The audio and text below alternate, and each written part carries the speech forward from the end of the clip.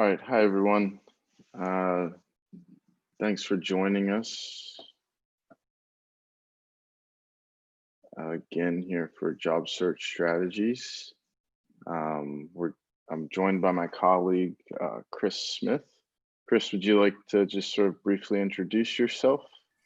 Sure. Hey, everyone.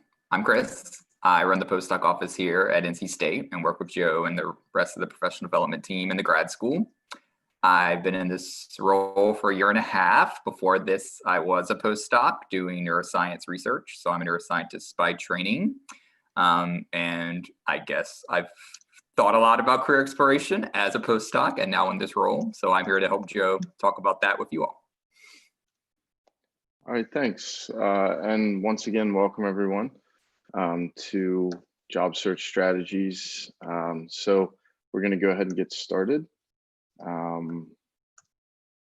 So for attendance purposes, for those of you who are joining us through our live stream on YouTube, I've dropped that link into the chat.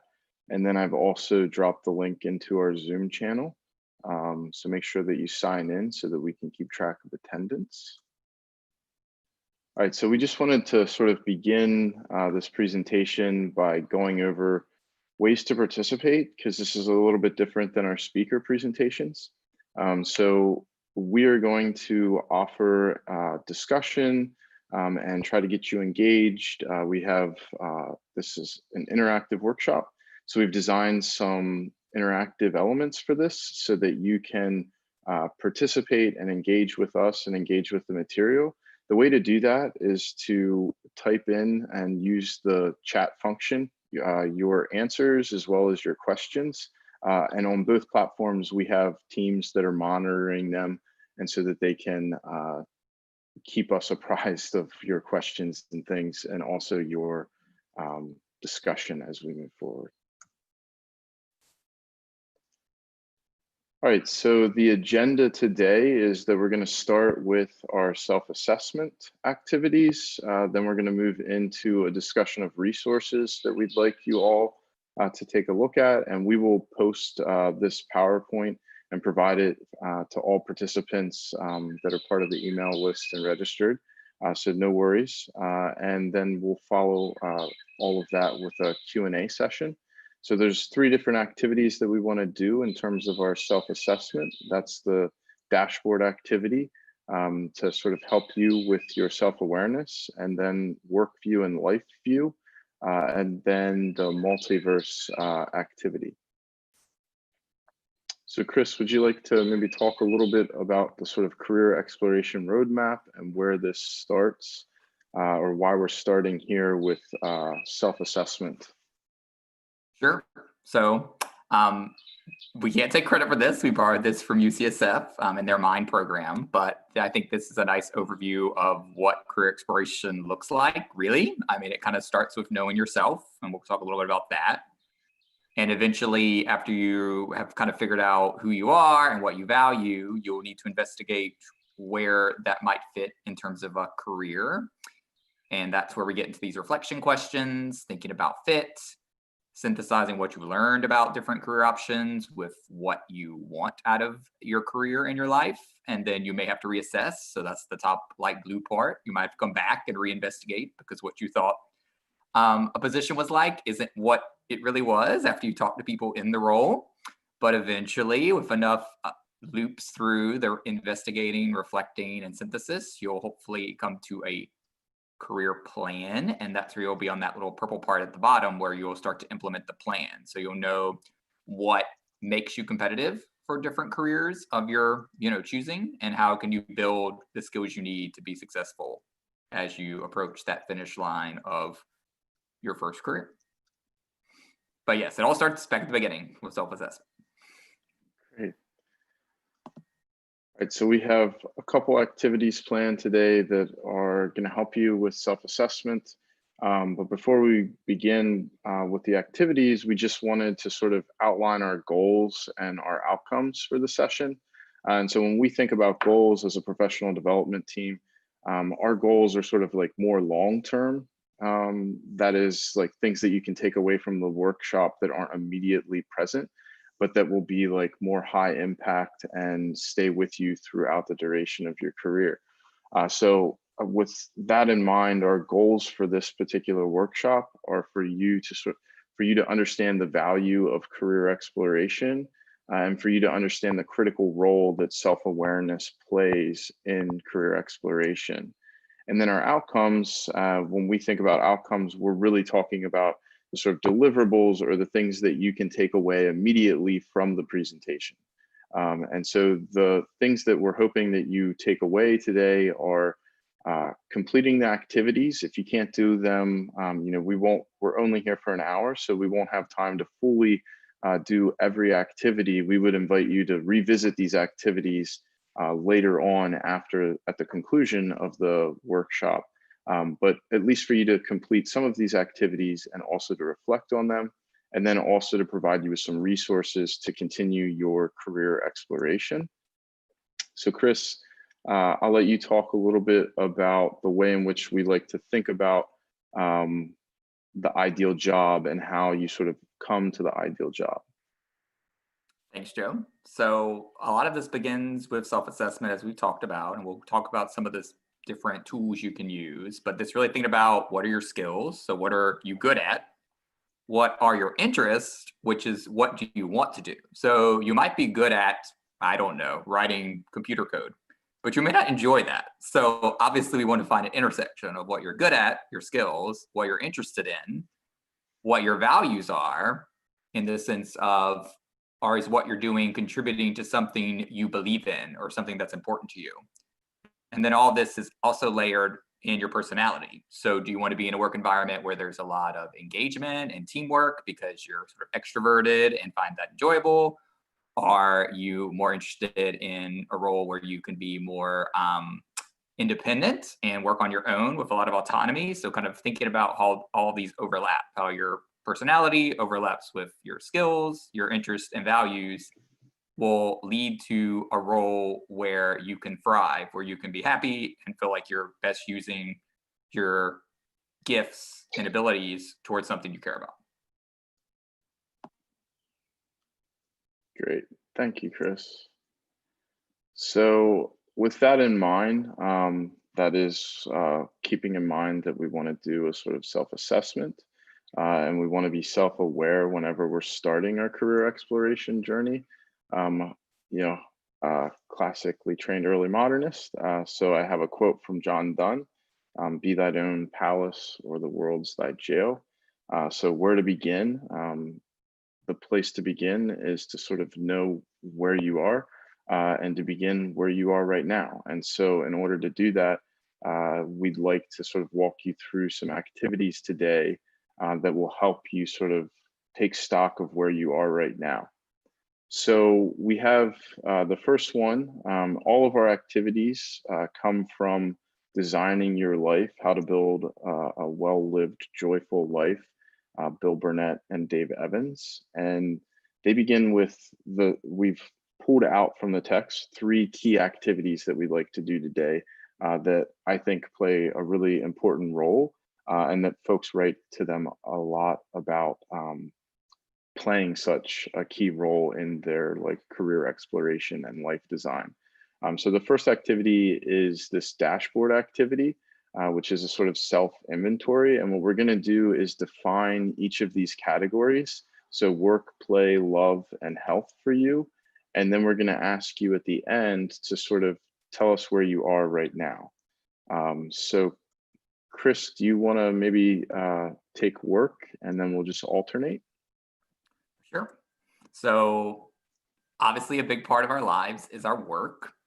And so that's thinking about, what do you do? How much fulfillment do you find in your work? Do you work just to pay the bills or do you work for some higher calling? And obviously there's nothing wrong with going down either of those paths, but we want that to be in balance with the other things we're going to talk about. So when you think about work, in your case, you're working as a trainee, a student, or a postdoc, but down the line, you're going to be working in some other position. So I guess you can assess this as in your current work, being a trainee / researcher / scholar. But obviously you should reassess this when you're in a different kind of job. So what is work like at that point? Does it feel fulfilling? Do you see yourself doing this long term? Is it enjoyable? Yeah. So the key here is that we want you to focus on work, not being just simply what you get paid for, but the work is sort of like what it is that you're doing and how you're sort of currently participating in the sort of ongoing human project. So the category of play is really about joy. It's about the things that you do that get you excited, really energize you. And important sort of distinction here in terms of joy or in terms of play is that there may be like a competitive element to our play, but really the key is that there can be competition and you can, work towards um, wanting to participate and to play in these to sort of play towards like a goal, and there can be goals in play, but the real sort of key element here is that when we think about play, we're really thinking about things that you do for the joy of them, not purely for the competition of it. And so at the end of this, again, we're going to ask you to sort of take an assessment of where you are in these categories right now at this particular moment. So, Chris, do you want to take a? This is perhaps unfair. Do you want to take a? Want to explain love? Rather large request. Sure. So we're all human beings and social animals, and therefore you're more than just your job. And so this is thinking about who are the people in your life. So that could be a variety of levels here, right? Friendship, romantic love, familial love. But typically you need to be thinking about how are your relationships? How are you interacting with other people? And are those positive and affirming relationships? Or might there be a need to work on some of that, to find some people to add to your life to make it more meaningful and more fulfilling in sort of a social aspect? Because at some point you're going to retire, presumably. And that's where having relationships and love is even more important, because now you have no job or work, at least that you get paid for, to take up that part of your life. Yeah, it's good. Really good. Thanks, Chris. All right, so when we talk about health, or when we're thinking about asking you to sort of assess your health in this moment, it's really holistic. We're thinking about your emotional, your mental, and your physical. And so, pick what we would like you to do right now is to pick one of these categories, and we'll give you, 2 to 3 minutes to sort of think about where you are filling that dashboard out. So I'll roll back through the slides so that you can see the dashboard, but on a sort of scale of 0 to full, maybe 5 points on that scale, where are you right now with respect to these categories in the ways that we've defined them? I don't think you have enough time in 3 to 5 minutes to sort of write a reflection in each category, but I think we'd like you to focus on maybe one category, not just doing the assessment, but writing a brief little reflective platform, and whatever your sort of like dashboard or whatever your reflections were. And also, if you have any questions at this point, we'll take questions as well.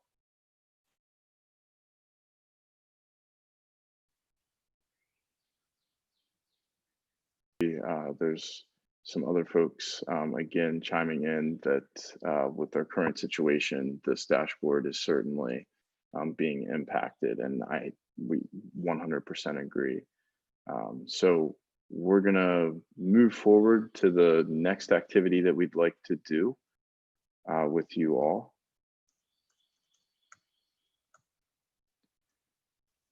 All right, so the goal of the first activity is really to take stock of where you are right now, in terms of us sort of understanding and reflecting on where you are.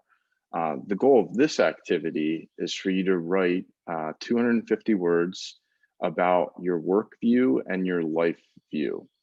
And so we'll sort of define them, and we'll provide a few like writing prompts and give you a little bit more time to sort of think through and respond to some of these writing prompts.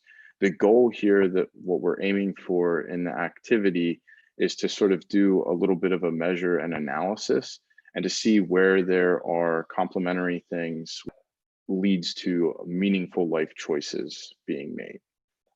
So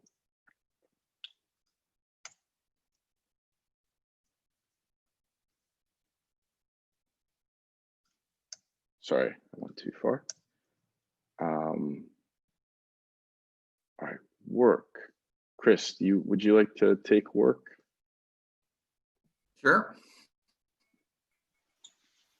So this kind of gets to the point of your philosophy on what is work for you. So like, why do you work? Do you work for giving back to others? Do you work to earn a paycheck to support your family? And again, there's nothing wrong with taking a job because it pays really well. Again, we're talking about like holistic life.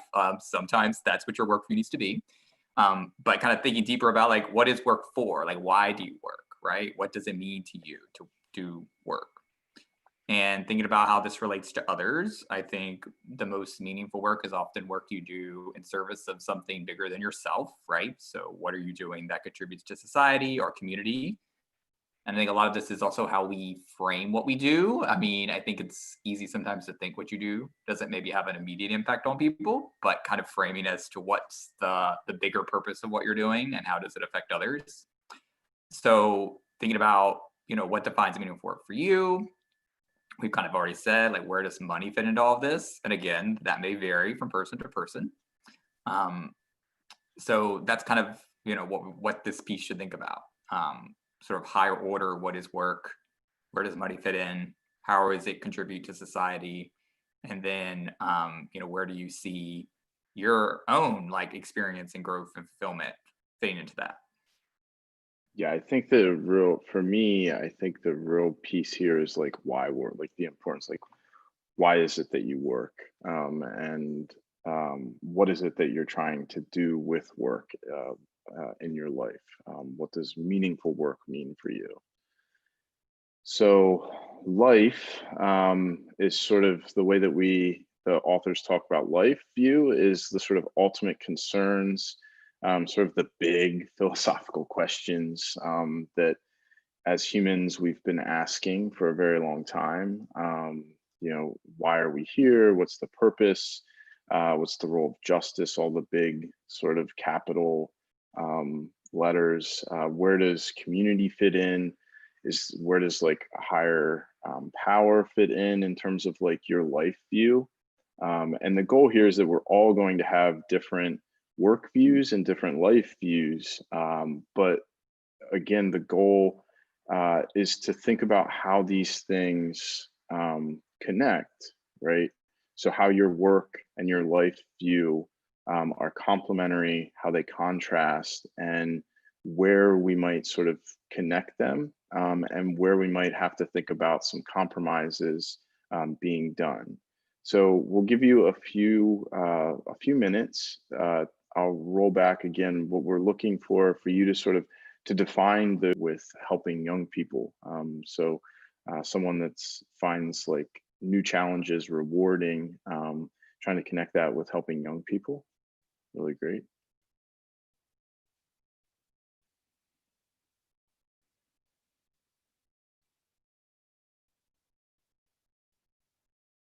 Yeah, these are really great answers, everyone, and we really appreciate your responses and for participating and engaging in the talk. So we're going to move on to our last activity that we have. So just before we move on, though, I just wanted to sort of stop and reinforce that like the goal here isn't so much self-assessment as self-reflection.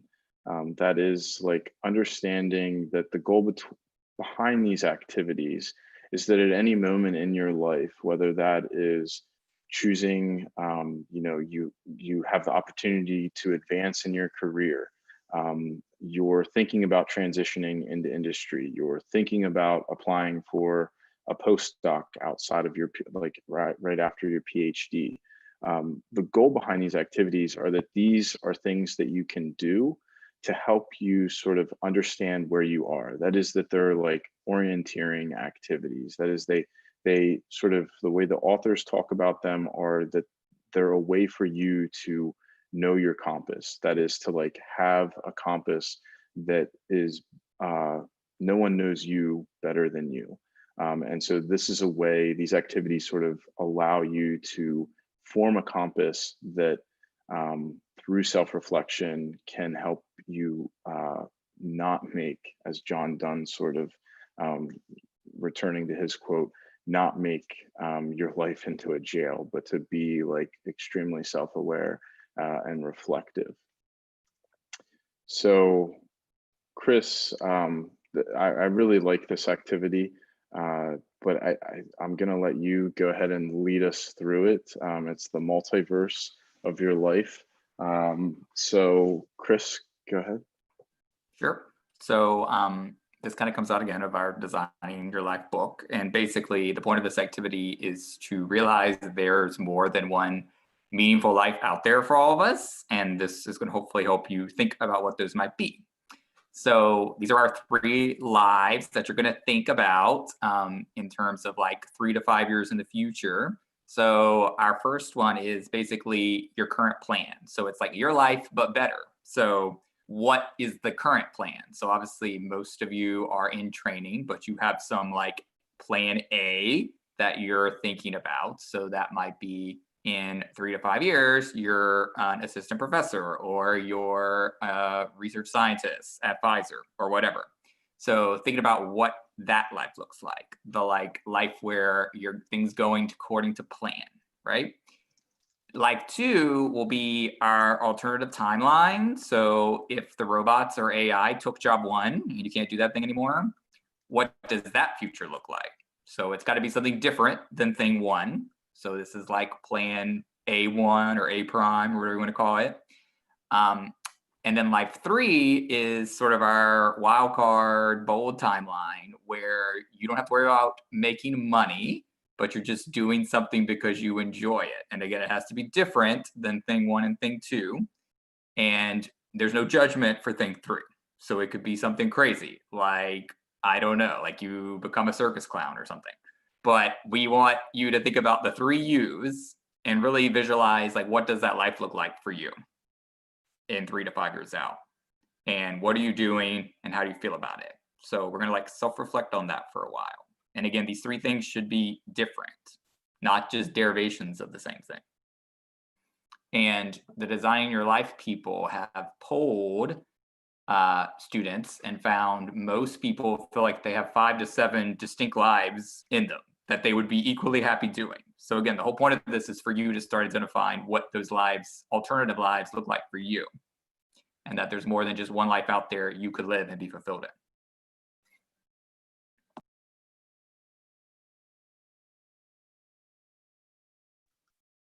Oh, that's a great question, Chris, in the chat. So the question is, should we come up with specific positions or jobs?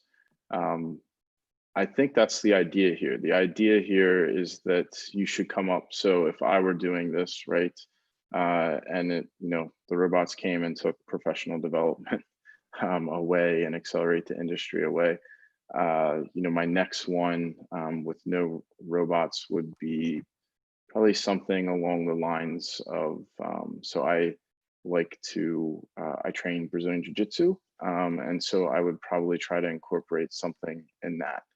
So maybe teaching Brazilian Jiu-Jitsu. And then, sort of my third one, the bold timeline, that money is no object and no one was sort of judging me, might be something like, I would probably open a microbrewery or something like that. I'm really passionate about fermentation sciences and I enjoy that. So yeah, I think that the key here is to create or to think about these different lives in relationship to the positions that you might hold in each of them. And you then mhm. go ahead, Chris. And you may not know what that thing is called, right? But you know what you're doing, Yeah, right? So you might not know the yeah, exactly. title, but like, what are you doing? Yeah, Yeah. exactly. And the goal here in doing three different ones is really to think about why those and what are you getting from each of them, right? So each choice that you're making, you know, why jujitsu, why national parks, doing outdoor activities like camping, hiking, diving, and boating. Nice. Someone else said that they really like the idea of singing as well. Um, yeah, these are really fantastic. All of your ideas are really great. Um, Yeah, the other thing I would quickly add here is it's useful to think if there's a common theme that's coming up in your three U's. So is it yes, you're helping people or you're teaching people or yes, you're building something? So what is the core thing that maybe is coming out? And that's yeah, probably fundamentally important to you. That's if it comes through repeatedly. yeah. That's I think that's a great point, Chris. You know, the first time that I was presented with this activity, I realized when I went to like Brazil, like teaching Brazilian Jiu-Jitsu, I just figured out something else that I could teach and engage with students and continue to help them sort of build their skills and work on them and work on improving them.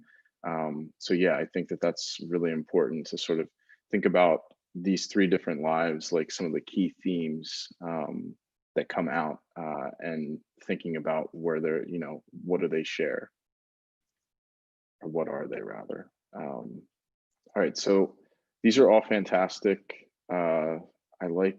Someone just said life three would be an opera singer. That's amazing. Um, Yeah, these are all fantastic. You've all got, this has been a really great activity. So we're going to move on.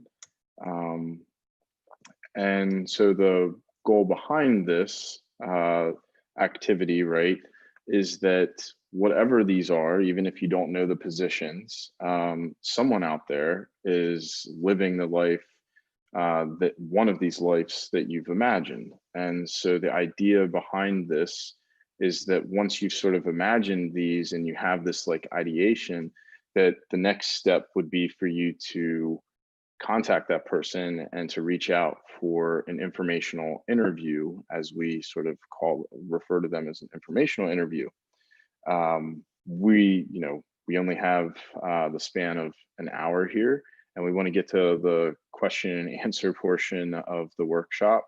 But I do want to point out that on June 10th from 1:30 to 2:30, we're going to talk about making connections. There's another interactive workshop about making connections and what an informational interview is, how to use networking in order to begin to reach out to find individuals to do these informational interviews with. Chris, is there anything you would like to add to that in terms of like the informational interviewing?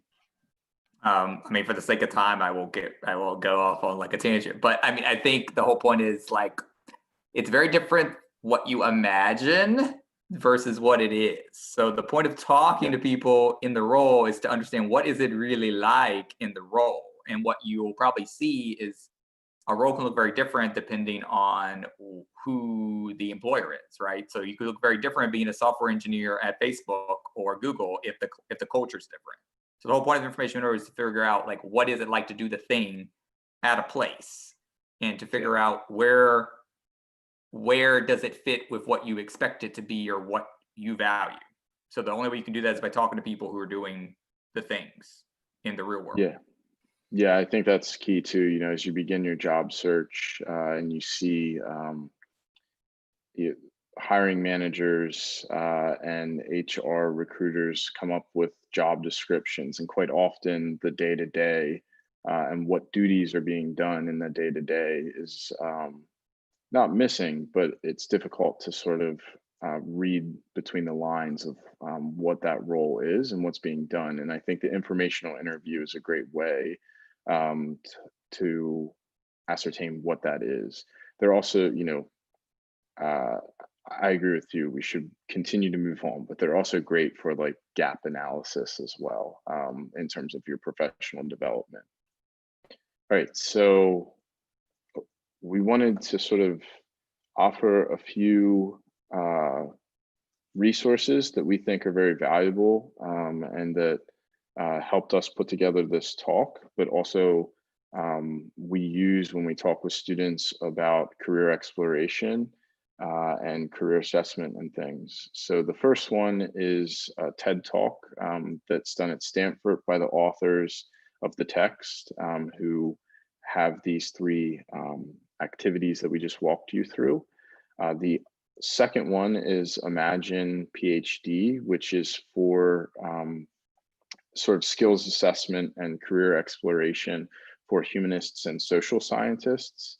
There's a sort of great set of resources that are also on the Imagine PhD website, and that's a direct link. And again, we're going to share all of this with you via email in terms of our slides and things, so you'll have all of these.